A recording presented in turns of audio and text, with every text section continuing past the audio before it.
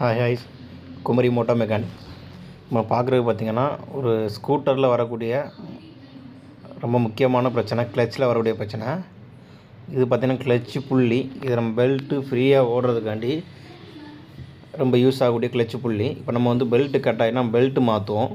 அதுபோக roller bush, variator body, V bush, clutch shoe பார்ப்போம். ஆனால் இதை பார்க்க மறந்துடுறோம்.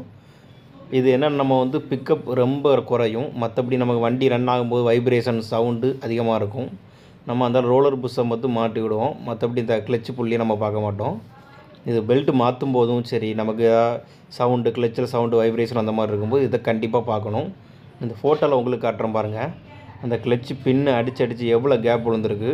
ஸோ இந்த மாதிரி பெல்ட்டு ஓடும்போது நீங்கள் புது பெல்ட்டு ஒரிஜினல் பெல்ட்டு போட்டாலே கட் ஆகிறதுக்கு ஒரு மாதம் 2 மாதம் ஓடி கட் ஆகிறதுக்கு ரொம்ப சான்ஸ் இருக்குது.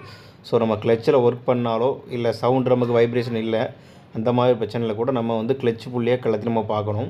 இது மாற்றும்போது மேக்ஸிமம் ஒரிஜினல் போடுறது நல்லது.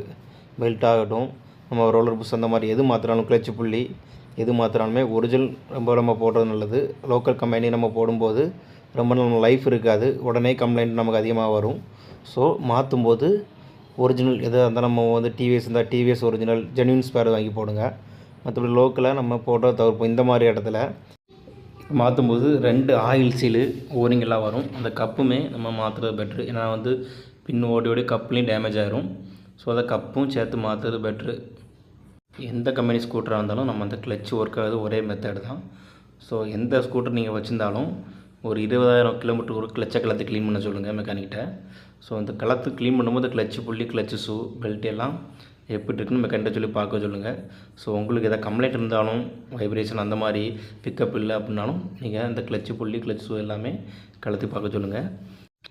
இந்த வீடியோ உங்களுக்கு பிடிச்சதா நம்ம சேனலை சப்ஸ்கிரைப் பண்ணுங்கள், லைக் பண்ணுங்கள், ஷேர் பண்ணுங்கள்.